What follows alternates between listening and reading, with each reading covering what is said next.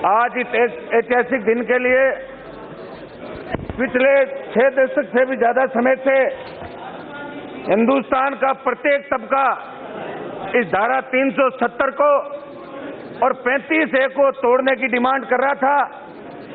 50-60 साल तक कांग्रेस की सरकारें बनाई और नेहरू जी ने जो भूल की थी उस भूल को सुधारने का इनको मौका भी दिया। लेकिन मैं बधाई देता हूं गृह मंत्री जी को और माननीय प्रधानमंत्री जी को, और हमें तो खुद को इतनी उम्मीद नहीं थी कि इतनी जल्दी 370 हटेगी। मैंने सोचा दिवाली तो आएगी 370 हटने में, लेकिन आप तो पहले ही सत्र के अंदर, और अध्यक्ष जी आपको भी बधाई कि इतना लंबा सत्र चला, पक्ष विपक्ष कई बार आमने सामने भी हुए, लेकिन आपने सबको साथ लेके ये लंबा सदन चला। मैं सरकार को बधाई दूंगा कि बड़े बड़े बिल इसके अंदर आए, और आज कल का ऐतिहासिक दिन था राज्यसभा के अंदर और आज लोकसभा के अंदर कि जो कश्मीर जिसकी खूबसूरती के बारे में पूरा देश जिक्र करता है, वो कश्मीर जहां वैष्णो देवी का मंदिर भी है, वो कश्मीर जहां डल झील भी है, वो लद्दाख क्षेत्र जहां से आने वाले हमारे माननीय सदस्य ने अपनी पीड़ा व्यक्त की थी, वो कश्मीर जो हमारा है।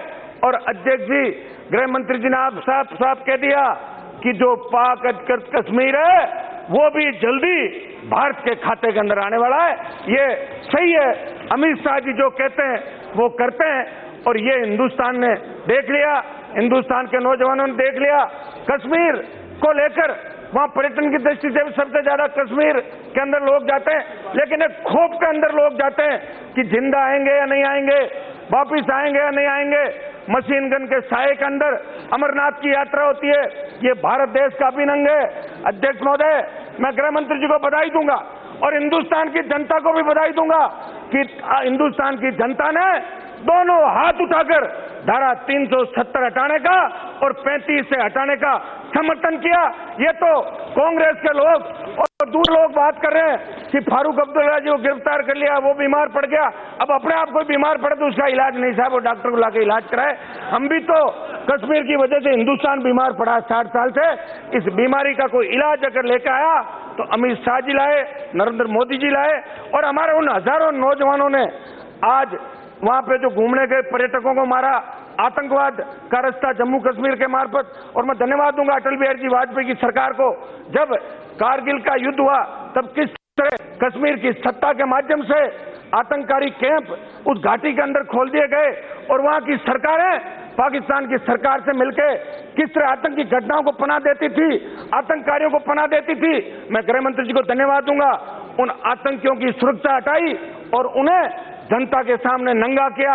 और गृह मंत्री जी, आपको सोचने की आवश्यकता नहीं है, ये कितनी फड़फड़ाहट कर ले, इनकी फड़फड़ाहट इस देश की जनता मिटा देगी। ये कांग्रेस जो इस कोने के अंदर बैठी है, अगली बार 5 की संख्या के अंदर भी नहीं आएंगे। इस धारा 370 को हटाने का, 35A को हटाने का, और जम्मू कश्मीर को अलग केंद्र शासित प्रदेश और लद्दाख को अलग केंद्र शासित प्रदेश करने का जो आपने ऐतिहासिक निर्णय लिया, अब भारत का आम जवान, और मैं इसमें सोशल मीडिया का भी धन्यवाद दूंगा कि किस तरह हमारे बच्चे राष्ट्रवाद की भावना पहली बार जगी। मैं तिरुपति गया था, तब ऊपर बैठे लोग कह रहे थे वास्तव के अंदर महसूस हो रहा है, 1 मिनट साहब, वास्तव में महसूस हो रहा है कि हम भारत के अंदर हैं।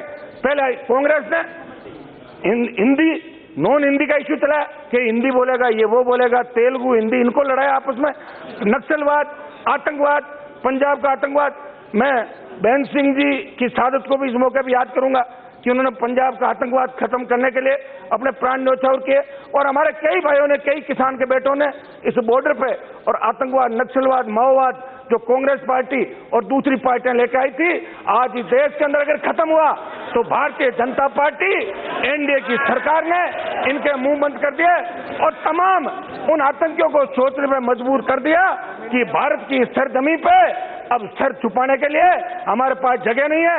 अध्यक्ष महोदय, गृह मंत्री जी को बारंबार धन्यवाद। और कल के दिन और आज का दिन पूरा देश जश्न मना रहा है। एक गांव के अंदर, कल मैं नागौर के अंदर था, एक बड़ी घटना घट गई थी। वहां गांव से टेलीफोन आया कि साहब आप आओ। मैंने कहा कोई घटना घट गई, मैं बॉडी लेके बैठा था कि साहब जश्न मन रहा है। मैंने कहा किस बात का? डीजे बज रहे हैं, बच्चे नाच रहे हैं कि हिंदुस्तान को दूसरी आजादी मिली, धारा 370 हट गई। ये गांव गाड़ी के अंतिम छोर पे बैठा व्यक्ति भी अमित शाह जी को और मोदी जी को धन्यवाद देता है। अब देश को पूरा भरोसा है कि जिन मुद्दों को लेके एनडीए और भारतीय जनता पार्टी सत्ता के अंदर आई है, ये 1-1.5 साल के अंदर ही सारे मुद्दे जो इस देश के 70 साल से कांग्रेस ने जो गंदगी पैदा की देश के अंदर, श्रीमती नवनीत राणा, बहुत बहुत आपको धन्यवाद। जय हिंद।